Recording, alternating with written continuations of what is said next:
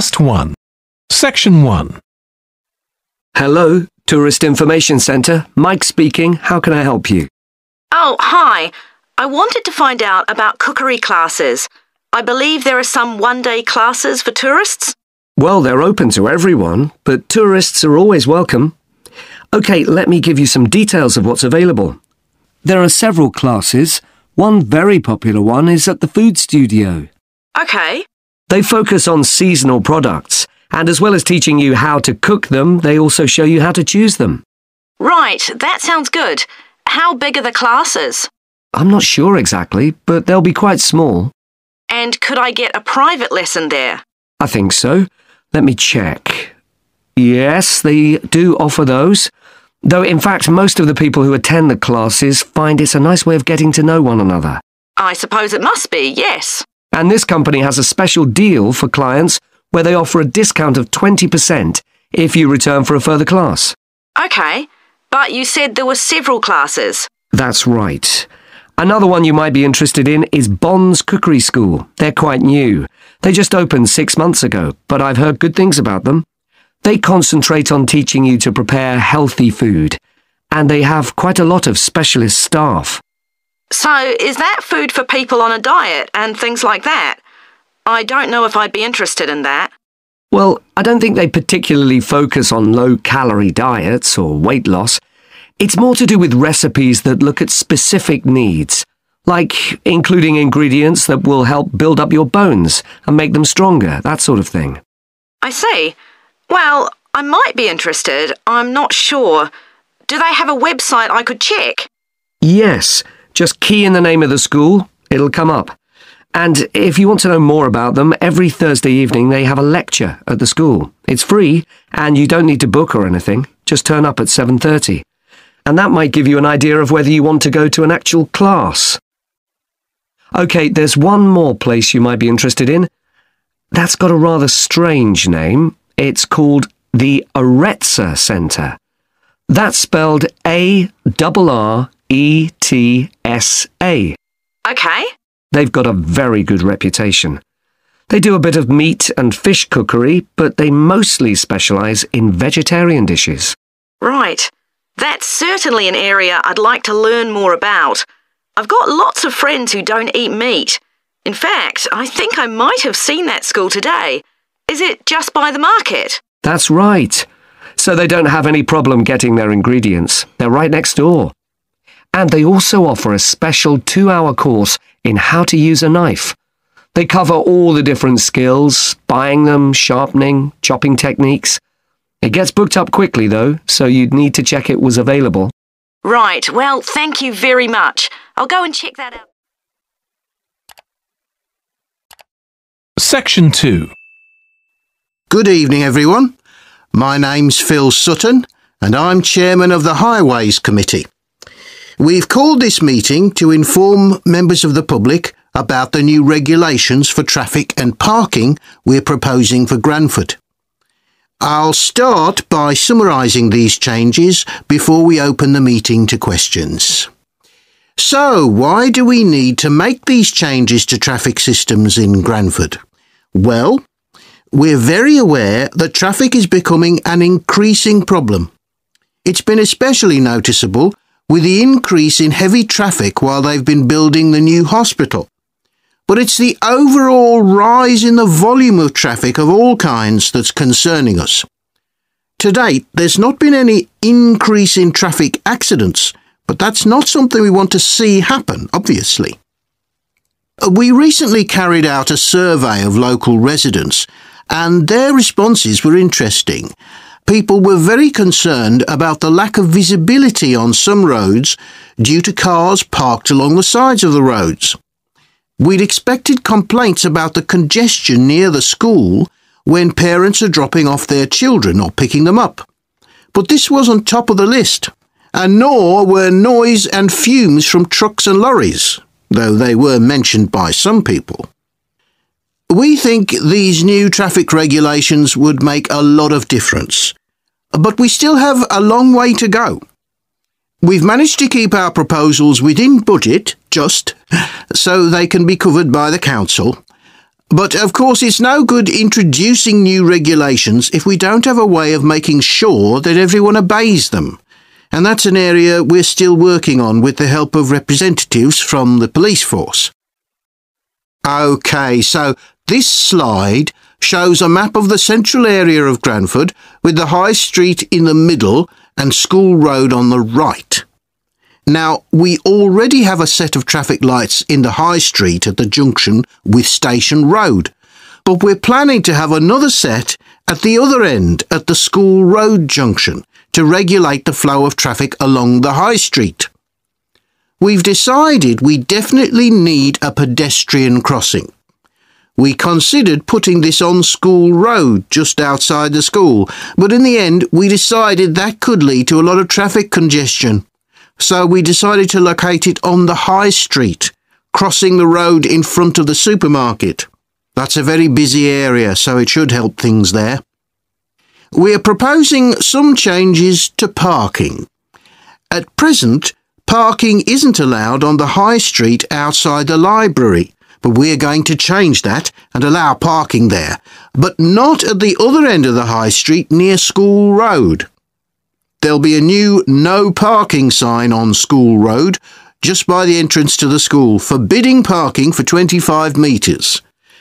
This should improve visibility for drivers and pedestrians, especially on the bend just to the north of the school. As far as disabled drivers are concerned, at present they have parking outside the supermarket, but lorries also use those spaces, so we've got 2 new disabled parking spaces on the side road up towards the bank. It's not ideal, but probably better than the present arrangement. We also plan to widen the pavement on School Road. We think we can manage to get an extra half metre on the bend just before you get to the school, on the same side of the road. Finally, we've introduced new restrictions on loading and unloading for the supermarket, so lorries will only be allowed to stop there before 8 a.m. That's the supermarket on School Road. We kept to the existing arrangements with the High Street supermarket. OK, so that's about it. Now, would anyone... Section 3. We've got to choose a topic for our experiment, haven't we, Jack? Were you thinking of something to do with seeds? That's right. I thought we could look at seed germination, how a seed begins to grow. OK. Any particular reason? I know you're hoping to work in plant science eventually. Yeah, but practically everything we do is going to feed into that.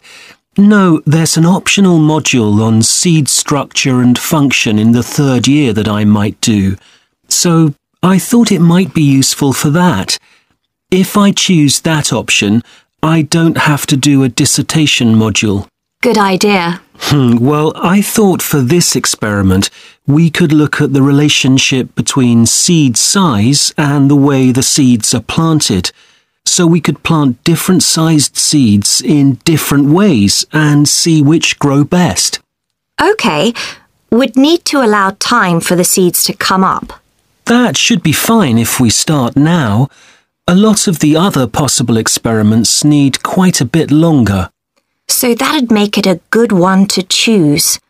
And I don't suppose it'd need much equipment. We're not doing chemical analysis or anything. Though that's not really an issue. We've got plenty of equipment in the laboratory. Yeah, we need to have a word with the tutor if we're going to go ahead with it, though. I'm sure our aim's OK. It's not very ambitious, but the assignment's only 10% of our final mark, isn't it? But we need to be sure we're the only ones doing it.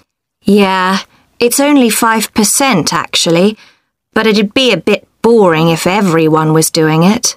Did you read that book on seed germination on our reading list? The one by Graves? I looked through it for my last experiment, though it wasn't all that relevant there. It would be for this experiment, though. I found it quite hard to follow. Lots about the theory, which I hadn't expected. Yes, I'd been hoping for something more practical. It does include references to the recent findings on genetically modified seeds, though. Yes, that was interesting. I read an article about seed germination by Lee Hall.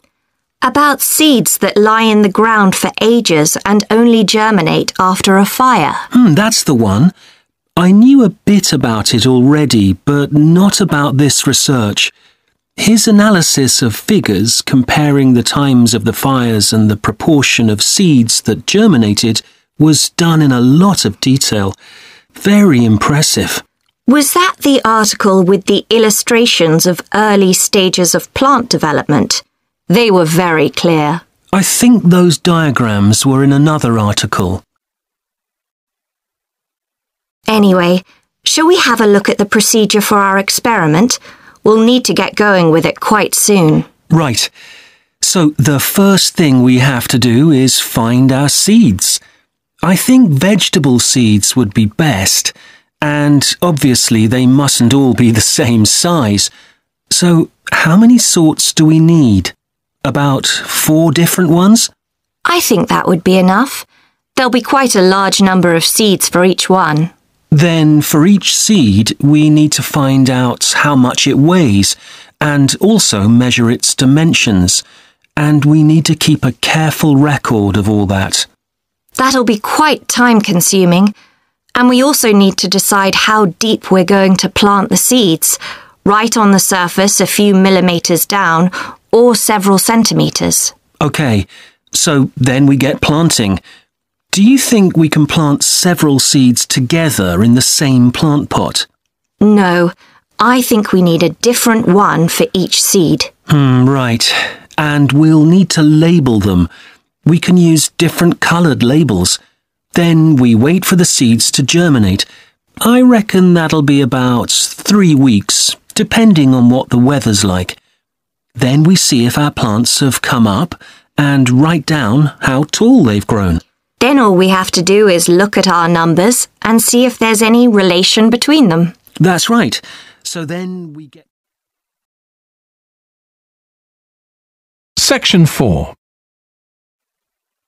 Hi. Today we're going to be looking at animals in urban environments. And I'm going to be telling you about some research on how they're affected by these environments. Now, in evolutionary terms, urban environments represent huge upheavals, the sorts of massive changes that usually happen over millions of years. And we used to think that only a few species could adapt to this new environment. One species which is well known as being highly adaptable is the crow, and there have been various studies about how they manage to learn new skills. Another successful species is the pigeon, because they're able to perch on ledges on the walls of city buildings, just like they once perched on cliffs by the sea. But, in fact, we're now finding that these early immigrants were just the start of a more general movement of animals into cities, and of adaptation by these animals to city life. And one thing that researchers are finding especially interesting is the speed with which they're doing this. We're not talking about gradual evolution here. These animals are changing fast. Let me tell you about some of the studies that have been carried out in this area. So, in the University of Minnesota, a biologist called Emily Snellrud and her colleagues looked at specimens of urbanized small mammals such as mice and gophers that had been collected in Minnesota and that are now kept in museums there. And she looked at specimens that had been collected over the last 100 years, which is a very short time in evolutionary terms. And she found that during that time, these small mammals had experienced a jump in brain size when compared to rural mammals. Now, we can't be sure this means they're more intelligent, but since the sizes of other parts of the body didn't change, it does suggest that something cognitive was going on. And Snellrud thinks that this change might reflect the cognitive demands of adjusting to city life, having to look in different places to find food, for example, and coping with a whole new set of dangers. Then over in Germany, at the Max Planck Institute, there's another biologist called Katharina Miranda, who's done some experiments with blackbirds living in urban and rural areas. And she's been looking not at their anatomy, but at their behavior. So, as you might expect, she's found that the urban blackbirds tend to be quite bold. They're prepared to face up to a lot of threats that would frighten away their country counterparts. But there's one type of situation that does seem to frighten the urban blackbirds, and that's anything new, anything they haven't experienced before. And if you think about it, that's quite sensible for a bird living in the city.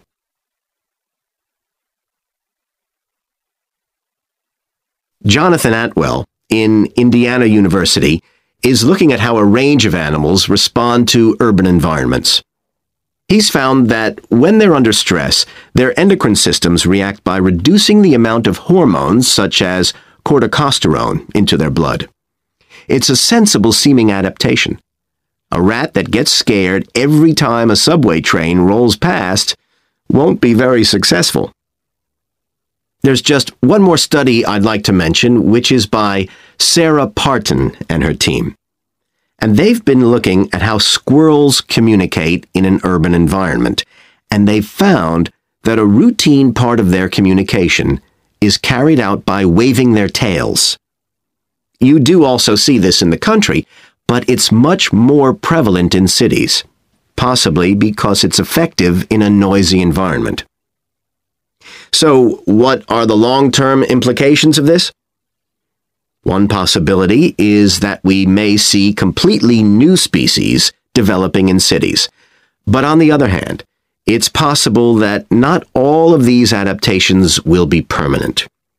Once the animals got accustomed to its new environment, it may no longer need the features it's developed. So now we've had a look at adaptation. Test 2. Section 1. Hello, South City Cycling Club. Oh, hi. I want to find out about joining the club. Right, I can help you there. I'm the club secretary and my name's Jim Hunter. Oh, hi, Jim.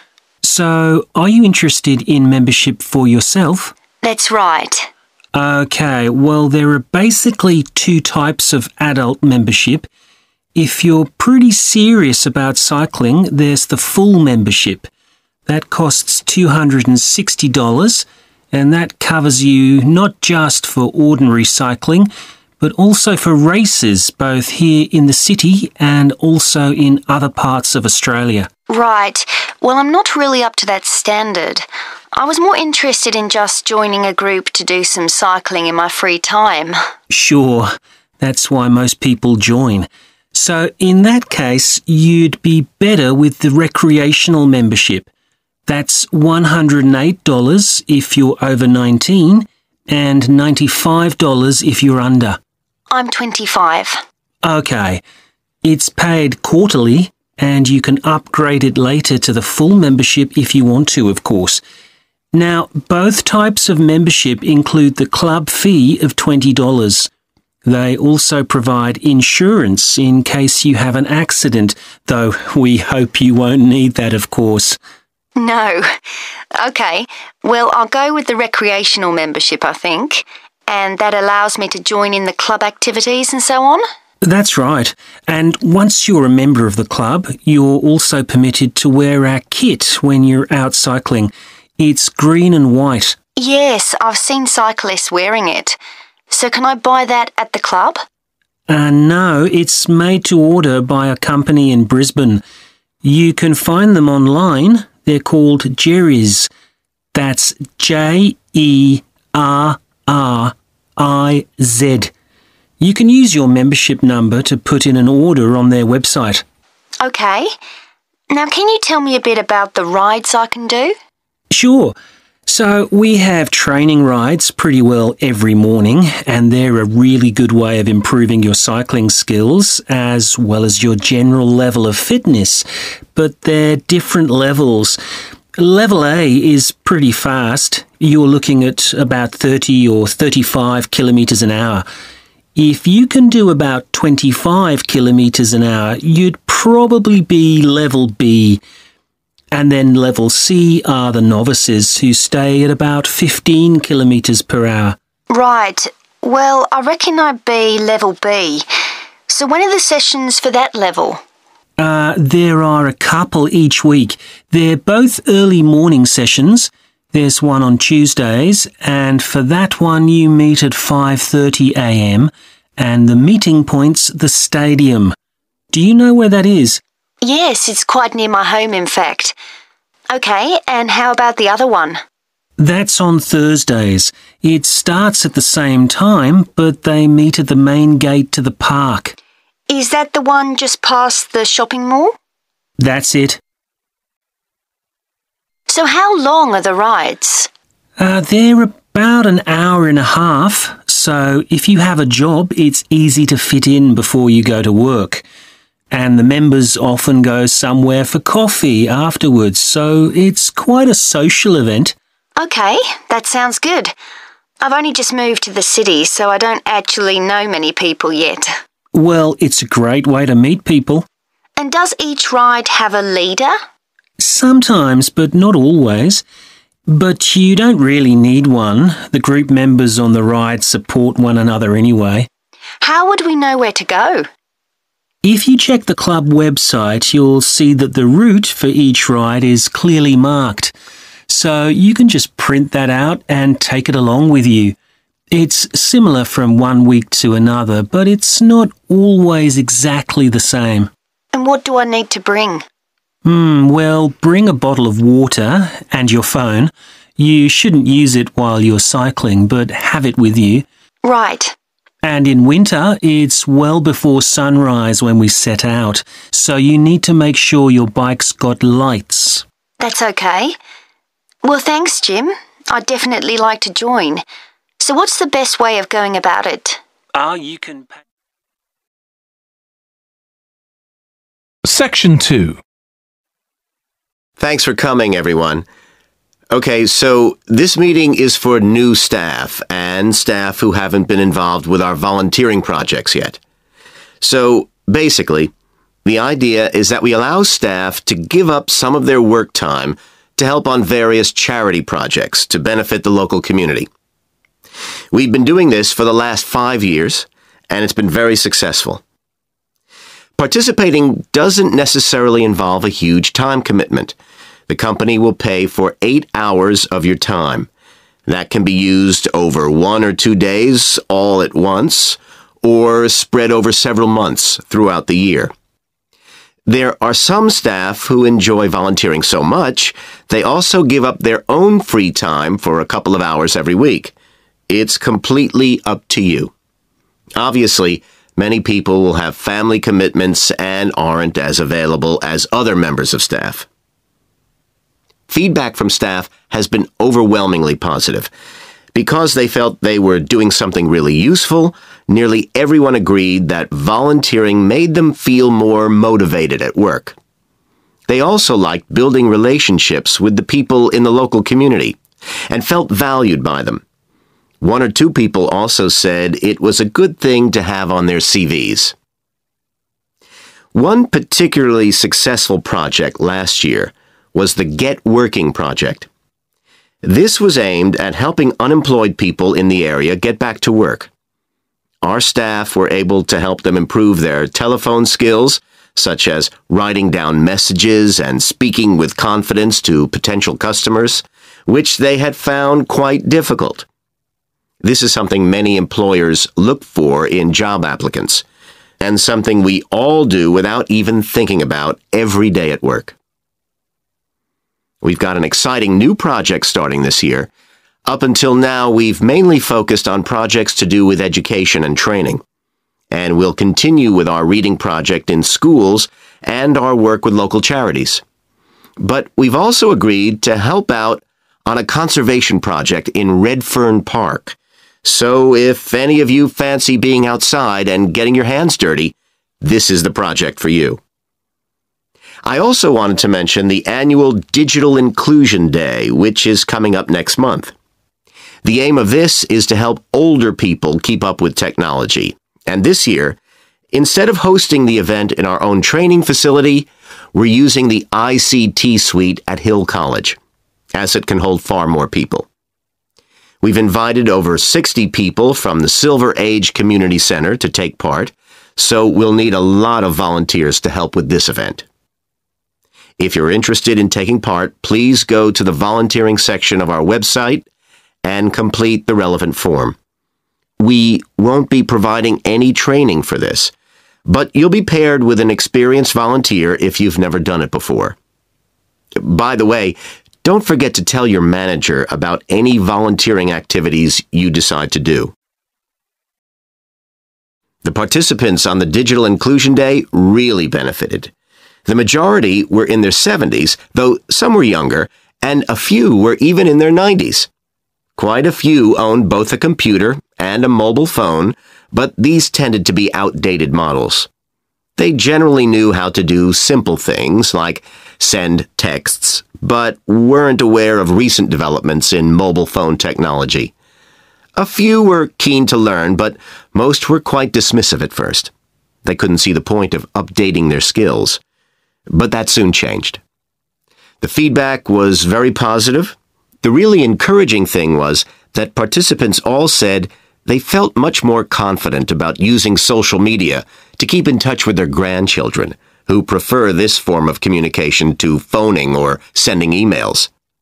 A lot of them also said playing online games would help them make new friends and keep their brains active.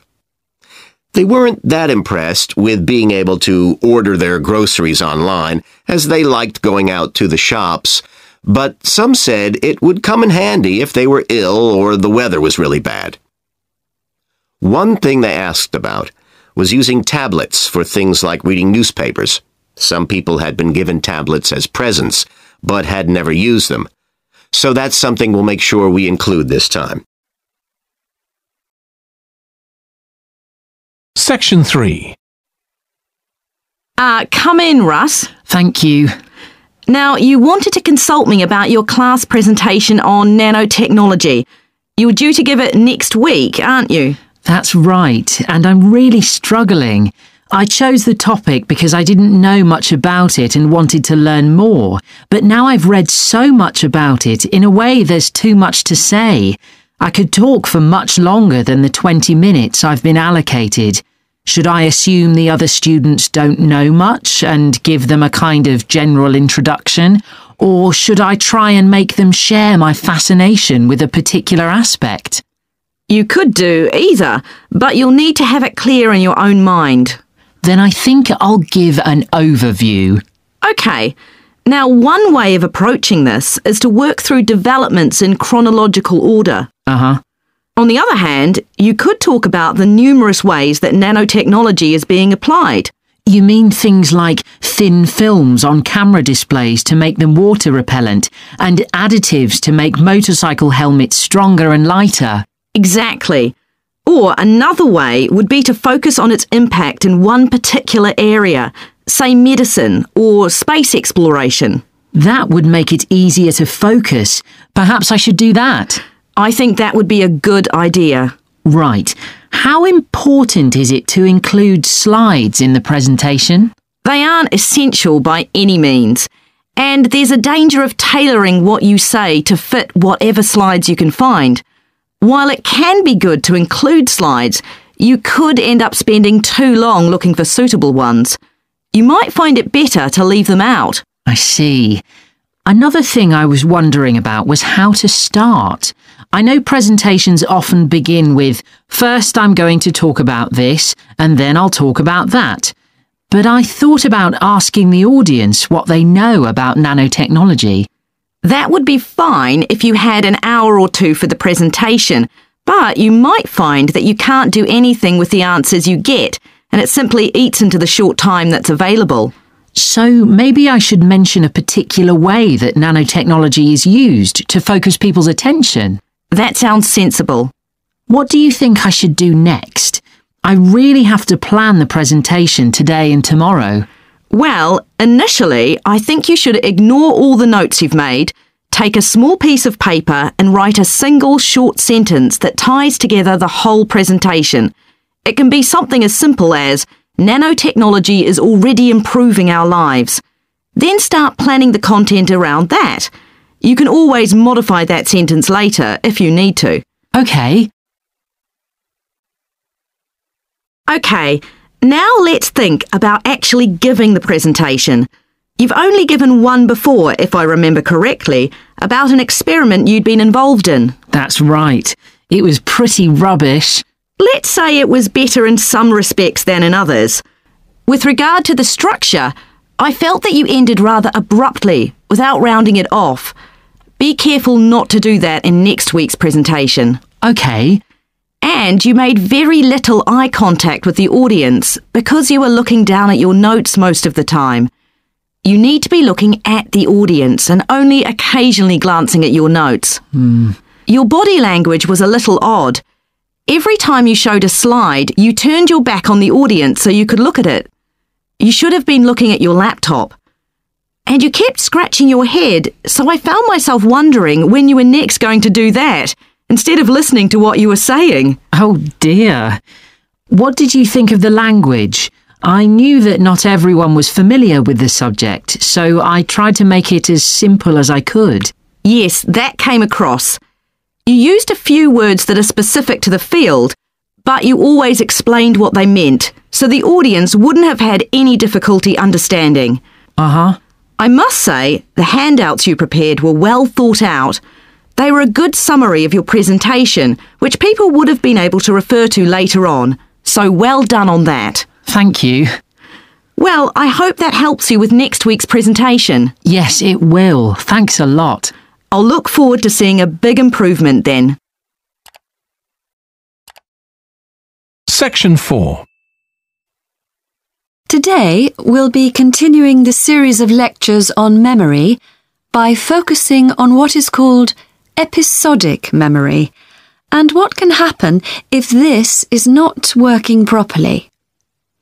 Episodic memory refers to the memory of an event or episode. Episodic memories allow us to mentally travel back in time to an event from the past. Episodic memories include various details about these events. For example, when an event happened and other information such as the location. To help understand this concept, try to remember the last time you ate dinner at a restaurant. The ability to remember where you ate, who you were with, and the items you ordered are all features of an episodic memory. Episodic memory is distinct from another type of memory called semantic memory. This is the type of factual memory that we have in common with everyone else. That is your general knowledge of the world. To build upon a previous example, remembering where you parked your car is an example of episodic memory. But your understanding of what a car is and how an engine works are examples of semantic memory. Unlike episodic memory, semantic memory isn't dependent on recalling personal experiences. Episodic memory can be thought of as a process with several different steps of memory processing, encoding, consolidation, and retrieval. The initial step is called encoding. This involves the process of receiving and registering information which is necessary for creating memories of information or events that you experience. The degree to which you can successfully encode information depends on the level of attention you give to an event while it's actually happening. Being distracted can make effective encoding very difficult. Encoding of episodic memories is also influenced by how you process the event. For example, if you were introduced to someone called Charlie, you might make the connection that your uncle has the same name. Future recollection of Charlie's name is much easier if you have a strategy to help you encode it. Memory consolidation, the next step in forming an episodic memory, is the process by which memories of encoded information are strengthened, stabilized, and stored to facilitate later retrieval. Consolidation is most effective when the information being stored can be linked to an existing network of information. Consolidation makes it possible for you to store memories for later retrieval indefinitely. Forming strong memories depends on the frequency with which you try to retrieve them. Memories can fade or become harder to retrieve if they aren't used very often. The last step in forming episodic memories is called retrieval, which is the conscious recollection of encoded information. Retrieving information from episodic memory depends upon semantic, olfactory, auditory, and visual factors. These help episodic memory retrieval by acting as a prompt. For example, when recalling where you parked your car, you may use the colour of a sign close to where you parked. You actually have to mentally travel back to the moment you parked.